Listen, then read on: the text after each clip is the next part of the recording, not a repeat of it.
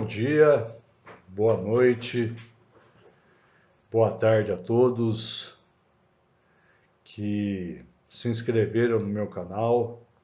Meu muito obrigado por confiar no meu trabalho, confiar nas minhas lições. E você que me visita hoje pela primeira vez, seja bem-vindo. Espero que você aprecie a aula de hoje, que você se inscreva no canal, que você se torne um membro do nosso canal de estudos e principalmente que eu, de alguma forma, possa contribuir com a sua formação jurídica. Tá? Eu gostaria de começar a aula de hoje de uma maneira diferente. Ouvi uma frase que mudou meu dia de ontem e eu faço questão de repeti-la. Aqueles que honram a Deus, jamais Deus os envergonha.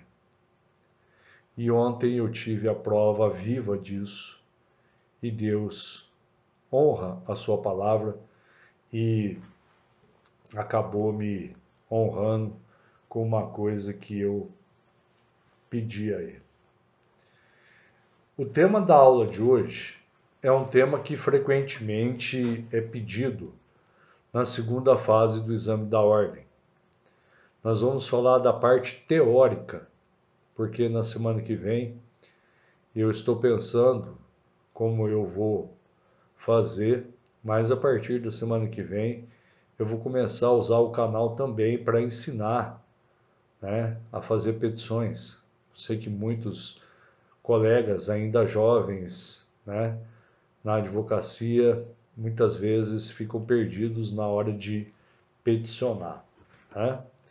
E o tema da aula de hoje é um tema previsto no Código de Processo Penal, mais precisamente no 396-A, que trata da chamada resposta à acusação.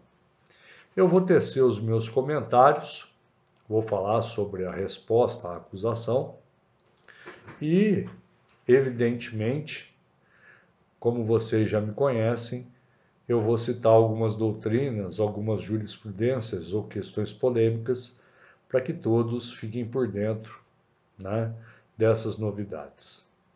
Primeiramente, vocês, se tiverem um Código de Processo Penal na mão, por favor, vocês abram no artigo 396 do Código de Processo Penal, que diz o seguinte: nos procedimentos ordinário e sumário, oferecida a denúncia ou a queixa, o juiz, se não a rejeitar liminarmente, receberá e ordenará a citação do acusado para responder à acusação por escrito no prazo de 10 dias. Por isso que o nome da petição se chama resposta à acusação, porque no 396 ele fala para responder à acusação. E fala também sobre os procedimentos. Os procedimentos vocês vão encontrar no artigo 394. E são os seguintes: o procedimento ordinário, quando a pena máxima for igual ou superior a 4 anos. O procedimento sumário, quando a pena ela é inferior a 4 anos, mas não excede a 2. E o sumaríssimo, para as infrações penais de menor potencial ofensivo, ou seja, as chamadas infrações penais de menor potencial ofensivo previstas no Juizado Especial Criminal. Mas nós vamos para o artigo 396-A. Na resposta, o acusado poderá arguir preliminares. Nós podemos dividir uma petição penal em preliminares e questões de mérito. Muito fácil, muito simples. São preliminares todas as questões de natureza processual e todas as matérias que se referem às nulidades do artigo 564. Então, quando você for alegar uma matéria processual, por exemplo, uma nulidade do processo, você coloca preliminarmente nulidade do processo. Quando você for alegar uma questão de extinção da punibilidade, a mesma coisa. Continua o artigo dizendo o seguinte: e alegar tudo o que de interesse for à sua defesa, oferecer documentos, justificações, especificar as provas pretendidas, arrolar testemunhas, qualificando-as e requerendo a sua intimação quando necessário. Então eu vou ensinar uma regrinha bem simples, a regrinha do 853. No procedimento ordinário, você pode arrolar até 8 testemunhas. No procedimento sumário, até 5 testemunhas. No juizado especial criminal, 3 testemunhas. Na primeira fase do júri, 8 testemunhas. Na segunda fase do júri, 5 testemunhas. É o número que eu sempre ensino, 85385. A primeira situação que nós devemos analisar é o prazo da resposta à acusação. O prazo, segundo o dispositivo do artigo 396, é de 10 dias. E o acusado, ele possui a capacidade de ser parte, a capacidade de ser parte, mas ele não tem a capacidade postulatória. Tem a capacidade de estar em juízo, a capacidade de ser parte, mas não tem a capacidade postulatória. Logo, a resposta à acusação deve ser feita pelo profissional do direito. E o acusado poderá constituir um defensor, ou seja, contratar um advogado, mas, se ele não possuir condições, ele pode ser defendido pelo Estado de forma gratuita, seja pela Defensoria Pública, seja pelo convênio mantido entre a OAB e a Procuradoria Geral do Estado. Quando o advogado é contratado, né, ou ele é nomeado, ele tem esses 10 dias e o X da questão da resposta preliminar é que na resposta preliminar é o prazo fatal, decadencial, que a defesa tem para arrolar as suas testemunhas de defesa. Se você fizer a sua defesa preliminar ou resposta à acusação e não arrolar testemunhas, passados esse prazo de 10 dias, você perde, haverá a preclusão deste prazo de arrolar as suas testemunhas, né? Então, a sua resposta à acusação, ela tem uma função muito importante que anda muito esquecida, né? E se faz muitas vezes de forma lacônica, tipo, a inocência do réu será provada ao final, etc. Nunca se esqueçam que o artigo subsequente, né, que é o artigo 397, abre a possibilidade de você absolver o acusado liminarmente. Então, muitas vezes, se você fizer uma defesa preliminar bem feita, e se essa defesa preliminar for acatada pelo magistrado, o processo é extinto. Então, criou-se, dentro do ordenamento jurídico processual penal, uma forma, né, de julgamento antecipado da lide. Então, para os novos advogados, para aqueles que vão começar na profissão, não se descuidem da resposta à acusação, porque muitas vezes você pode conseguir uma absolvição sumária fazendo uma resposta à acusação de uma maneira bem feita, né? E nessa petição você pode, né, oferecer os documentos, requerer justificações, pedir perícia, pedir provas, mas principalmente não se esqueça, né, de arrolar as suas testemunhas. Lembrando, 85385. Eu, desde quando comecei a advogar no crime, e isso faz bastante tempo, eu sempre peço que as testemunhas sejam intimadas na forma da lei. Por quê? Porque se essas testemunhas vierem a faltar, eu posso insistir no depoimento dessas testemunhas. Quando, por exemplo, você arrola uma testemunha dizendo que ela comparecerá independentemente de intimação, e nesse dia da audiência ela falta, você não terá essa oportunidade de requerer a sua oitiva. Então, eu aconselho que sempre você peça para que as testemunhas sejam intimadas na forma da lei. Tá? E alertando vocês que sempre quando fizerem a resposta à acusação, procurem demonstrar as situações do artigo 397, porque muitas vezes você pode conseguir já de início a absolvição sumária do seu cliente. É necessário dizer que a resposta à acusação ela é obrigatória. E se ela não for apresentada no prazo legal, ou se o acusado for citado e não constituir defensor, vai ser nomeado um advogado para oferecê-la e o juiz concederá a vista dos autos por 10 dias. Tá? Então, é interessante lembrar que a resposta à acusação ou essa modalidade de resposta à acusação, ela é obrigatória.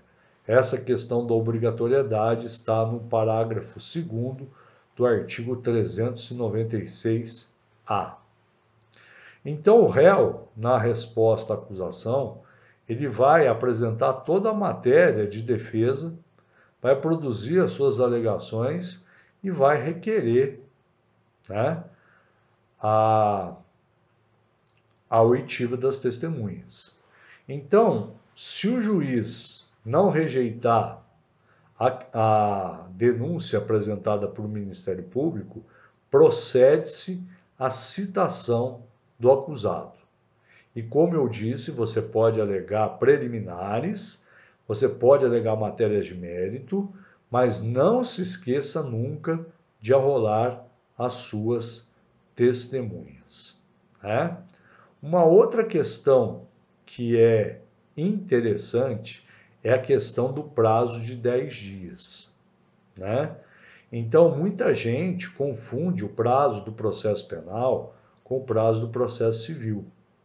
E aqui eu quero chamar a atenção para vocês para o seguinte: por analogia ao parágrafo 1º do artigo 406, o termo inicial do prazo é o do efetivo cumprimento do mandado de citação. Isso é uma citação do professor Gustavo Badaró, do livro Processo Penal do Rio de Janeiro, Campus Elsevier, 2012, página 422. Então, não se conta da juntada aos autos, se conta do efetivo cumprimento do mandato. Anotem aí para que vocês não se esqueçam. A súmula 710 do Supremo Tribunal Federal. No processo penal, contam-se os prazos da data da intimação e não da juntada aos autos do mandado ou da carta precatória ou de ordem. Súmula do Supremo, conta da data da citação. O que eu posso alegar na minha resposta à acusação? Eu posso alegar, por exemplo, excludentes de ilicitude. E relembrando, são a legítima defesa, o estado de necessidade, o estrito cumprimento do dever legal, o exercício regular do direito. Posso alegar também excludentes de culpabilidade: o erro de proibição, a coação moral irresistível, a obediência hierárquica, né? Que são causas excludentes da culpabilidade. Se o acusado for menor, por exemplo, e de forma equivocada, ele está sendo processado no juízo comum e ele deveria ser processado na vara da infância e da juventude, você deve juntar a certidão de nascimento e documentos que comprovem a menoridade e que a menoridade, como nós sabemos, exclui, né, a culpabilidade. Né? Podemos também alegar as excludentes de tipicidade. Né? E aqui eu quero falar para vocês do tipo. O tipo penal é composto de 4 elementos. E para que haja um crime, é necessário que o fato seja atípico, ilícito e culpável. Né? Então, a tipicidade ela vai se voltar em relação à conduta, ao nexo causal, à tipicidade e ao resultado. Faltando um desses 4 elementos, o fato atribuído ao acusado, ele é atípico. Se uma dessas situações for reconhecida, o juiz pode absolver sumariamente o acusado.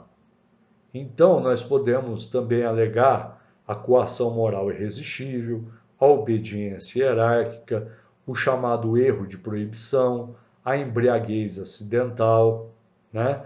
Podemos também requerer em apartado, né, o incidente de insanidade mental. São questões que nós podemos alegar também as questões de extinção da punibilidade. Mas questões de extinção da punibilidade são questões de preliminar. Elas estão no artigo 107. É a morte do agente, a anistia, a graça, o indulto, a abolitio criminis, a prescrição, a decadência, a perempção, a renúncia, o perdão, a retratação do agente, o perdão judicial. Então, são questões que podem ser levantadas na resposta à acusação. Podemos também alegar na nossa resposta à acusação a rejeição da denúncia ou da queixa. Por exemplo, alegando que a denúncia ou a queixa é inepta. E, mesmo que ela tenha sido recebida, você pode alegar a inépcia da denúncia ou da queixa. Quem nos fala a respeito disso é o professor Auri Lopes Júnior, no seu livro Direito Processual Penal e Inconformidade Constitucional, 9ª edição, Saraiva, 2012, página 931.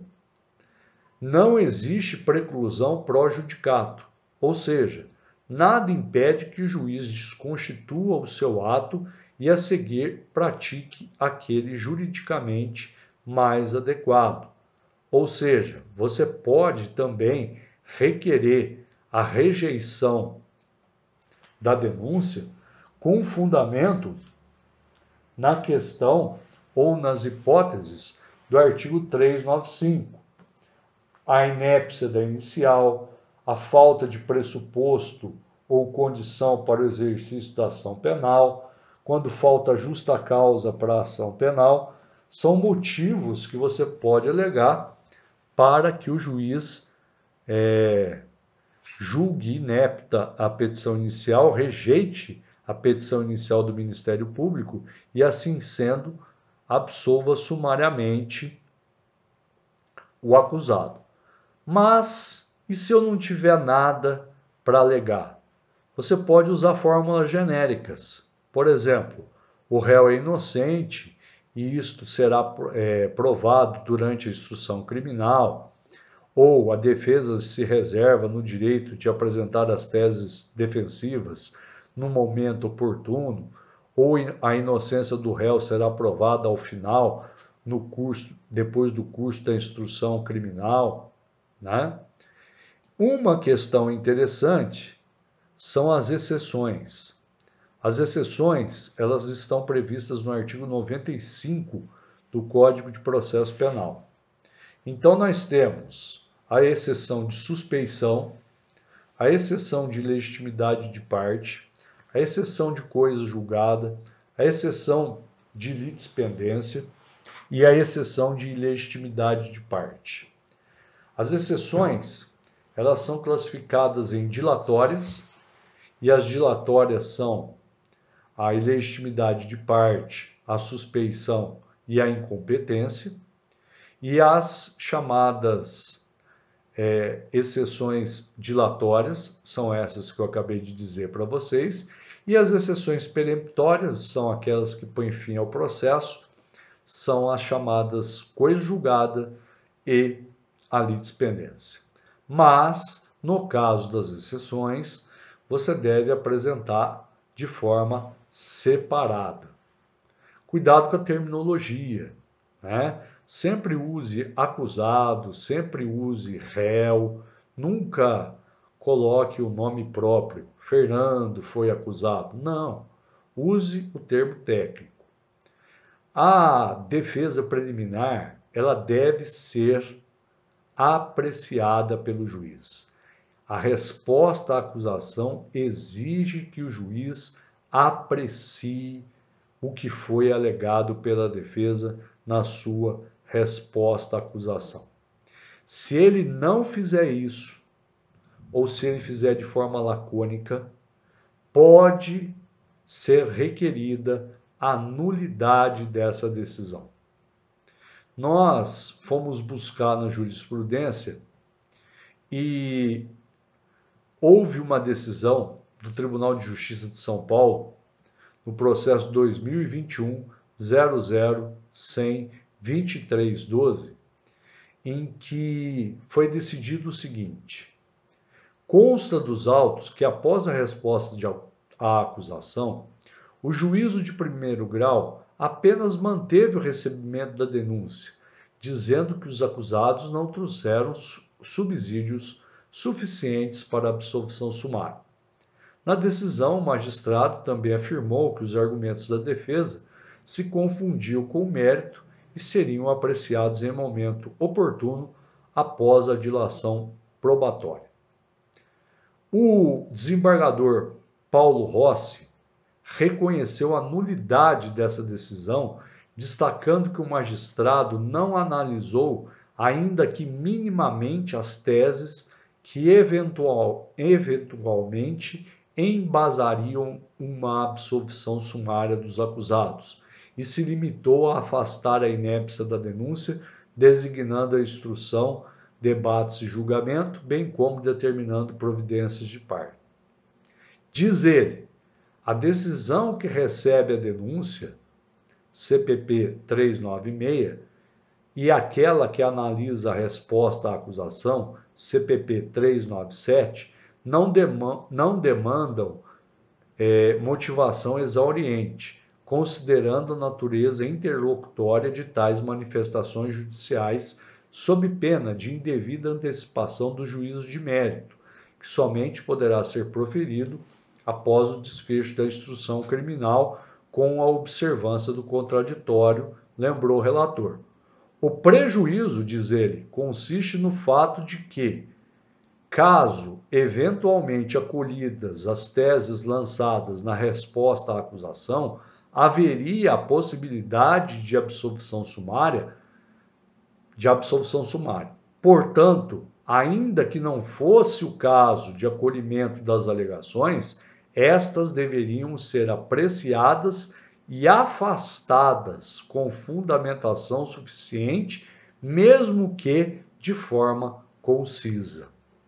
Para quem vai prestar concurso, isso é muito importante, porque o juiz, mesmo que de forma concisa, deve apreciar as teses que foram colocadas na resposta à acusação. Nós também, algumas perguntas aparecem. Se o juiz negar a absolvição sumária e determinar o prosseguimento do processo, ele precisa refutar as teses trazidas pela defesa na resposta escrita? Resposta: sim. O magistrado, ao proferir decisão que determina o prosseguimento do processo, deverá, ao menos, aludir àquilo que foi trazido na defesa preliminar, não se eximindo da incumbência de enfrentar questões processuais relevantes e urgentes. Quem decidiu isso foi o Superior Tribunal de Justiça, na sexta turma, no recurso de habeas corpus 46.127 de Minas Gerais, onde foi relatora a ministra Maria Tereza de Assis Moura. Aqui nós temos uma questão que pode cair no exame de ordem, pode cair em concurso. Caso o juiz extinga o processo, absolvendo o réu pela extinção da punibilidade, qual o recurso cabível? Neste caso de extinção de punibilidade, o recurso cabível é o recurso em sentido estrito, 581, inciso 8º. Porém, se ele decidir extinta a punibilidade na fase do 397 e a parte apelar dessa decisão, o recurso poderá ser recebido e julgado, pois no caso não se trata de erro grosseiro, e tendo equívoco do legislador ao ordenar a absolvição do acusado na hipótese do inciso 4, aplicando-se a fungibilidade dos recursos. Porém, nós não podemos ficar presos a essa questão da fungibilidade do recurso. Se ele acatar a tese, da extinção da punibilidade, o Ministério Público tem que apresentar o recurso em sentido estrito. E nos demais casos? Nos demais casos, por falta de previsão legal no artigo 581, o recurso cabível é o recurso de apelação. Então, por exemplo, pegando aqui as hipóteses, se ele foi absolvido por ter reconhecido o juiz causa excludente da ilicitude do fato, apelação. Existência de causa excludente da culpabilidade do agente, apelação. Se o fato narrado não constitui crime, apelação. Se estiver extinta a punibilidade, recurso em sentido estrito. Isso são recursos do Ministério Público. Nós iremos apresentar as contrarrazões de apelação ou a contraminuta de recurso em sentido estrito. Quando o juiz absolve o acusado, liminarmente, é necessário dizer para vocês que, por força de dever constitucional, ao artigo 93, inciso 9, o juiz tem que fundamentar por que absolve sumariamente o acusado. Um sucinto despacho recebendo a inicial, alegando que a tese defensiva se confunde com o mérito da causa, teses defensivas apresentadas na resposta à acusação devem ser apreciadas pelo juízo, mesmo quando se trata de alegação de tipicidade, já que as condutas imputadas ao acusado estão descritas na inicial acusatória. Nulidade configurada, ordem concedida para anular a ação penal desde o recebimento da denúncia e determinar que seja proferida nova decisão, dessa vez fundamentada. Tribunal de Justiça de São Paulo, 8ª Câmara, habeas corpus 990-09-1831-840, relator Louri Barbiero, julgado em 8/10/2009.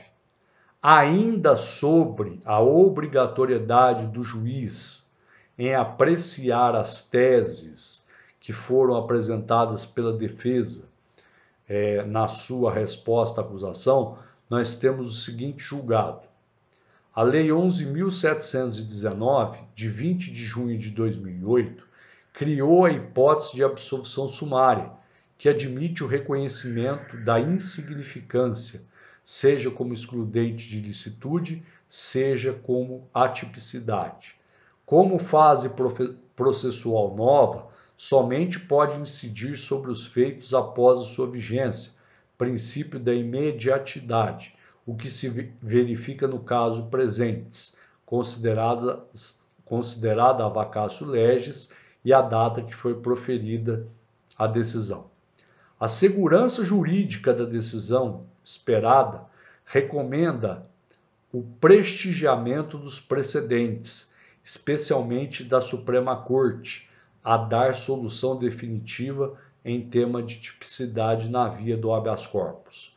Possível, na data da decisão, a absolvição sumária, e não sendo admissível o prosseguimento da persecução criminal por fato reconhecidamente atípico pela reiteração jurisprudencial nesta Corte de tema exclusivamente de direito, mantém-se o excepcional trancamento da investigação criminal.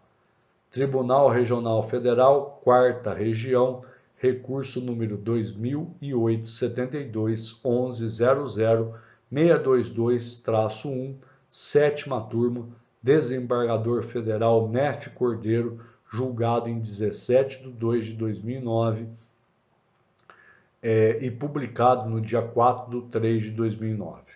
O que nós chegamos nessas jurisprudências, se vocês prestaram bem atenção até aqui, é que não existe recurso contra a decisão que afasta a defesa preliminar. Porém, não cabe recurso, mas pode caber um habeas corpus para trancamento da ação penal. Então, muitas vezes, você apresenta sua resposta à acusação e o juiz vem e indefere. E você vai procurar no código, não existe recurso dessa decisão. Alguns defendem até a apelação, mas a maioria esmagadora da doutrina entende que não cabe recurso.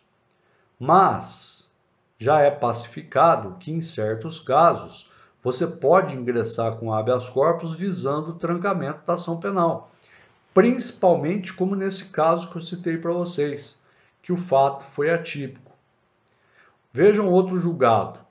Defesa de que alegou tudo que interessava na fase do 396A do CPP.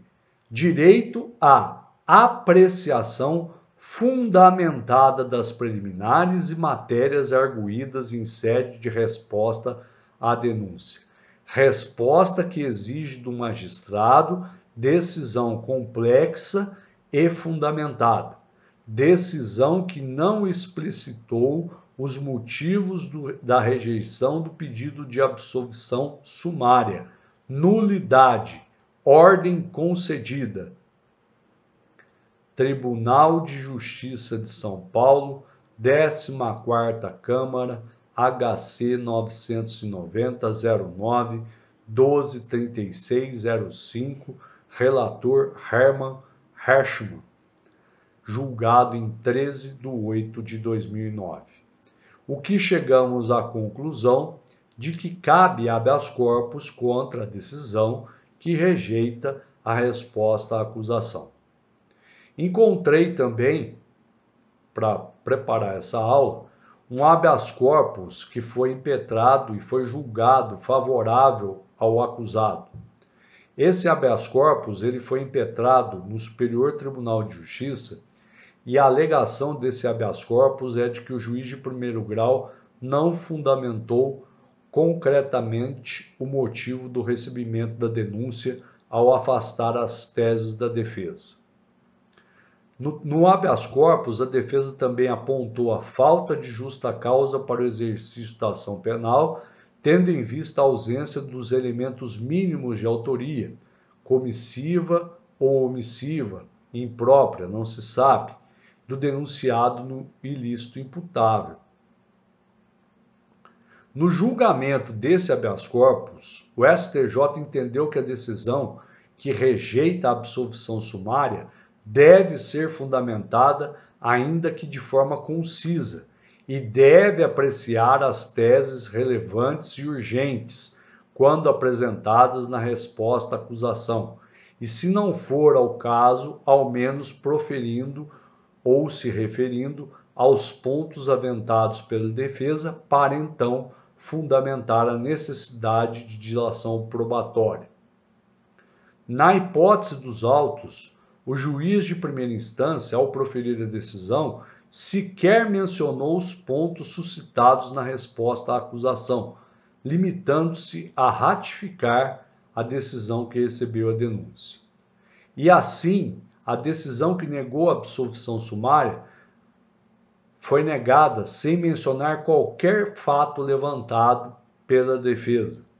E ela foi anulada pelo STJ, determinando ao juízo de primeiro grau que enfrentasse as teses da defesa para depois partir para a necessidade de dilação probatória.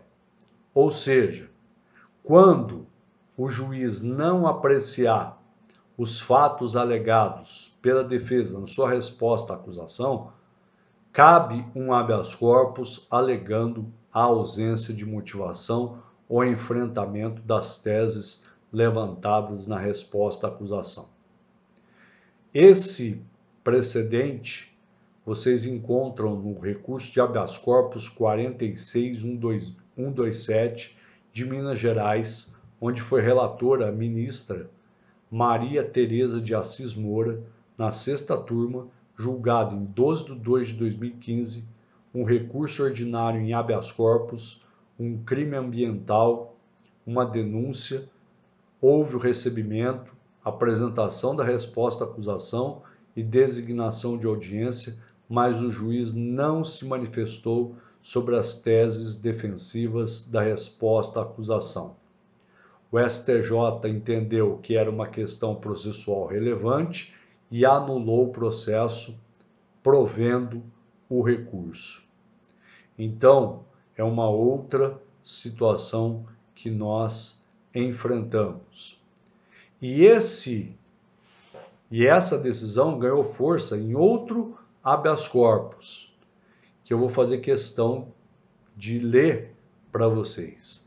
Na fase do 397 do Código de Processo Penal, nada impede que o juiz faça consignar fundamentação de forma não exauriente, sob pena de decidir o mérito da causa. Contudo, deve ao menos aludir o julgador àquilo que foi trazido na resposta preliminar.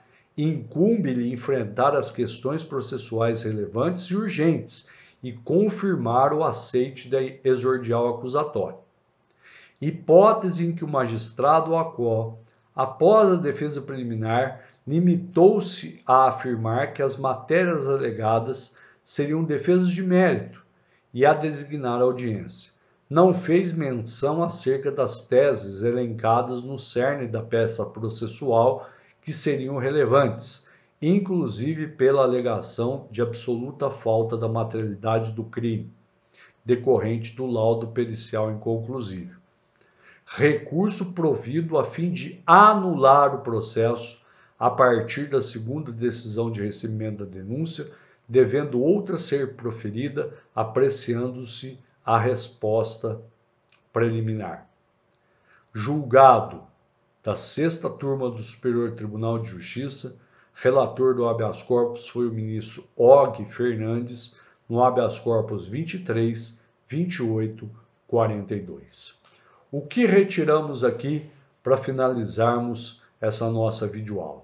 Primeiro, na resposta eu posso alegar preliminares. O que são preliminares? Matérias processuais e causas extintivas da punibilidade. Qual a importância da resposta à acusação? Arrolar testemunhas. 8 no rito ordinário, 5 no sumário, 3 no juizado especial criminal, 8 na primeira fase do júri, 5 na segunda fase do júri. Prazo para que eu apresente a minha resposta à acusação: 10 dias. Resposta à acusação: é obrigatória. Cuidado com o prazo. O prazo deve seguir a súmula 710.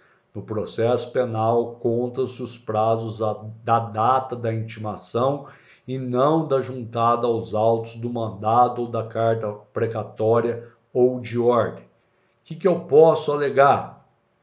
Excludente de ilicitude, excludente de culpabilidade, posso alegar falta de justa causa para a ação penal, ou seja, posso alegar todas as matérias que se encontram no artigo 397. Cuidado com a questão da extinção da punibilidade, né? Porque na questão da extinção da punibilidade, nós temos o recurso em sentido estrito como adequado e nos demais casos o recurso de apelação. Exceções de suspeição, litispendência, coisa julgada, ilegitimidade de parte, devem ser apresentadas no mesmo prazo de 10 dias, só que em momento apartado. Quando o juiz absolver por causa extintiva da punibilidade, recurso é o recurso em sentido estrito. Nos demais casos, é o recurso de apelação.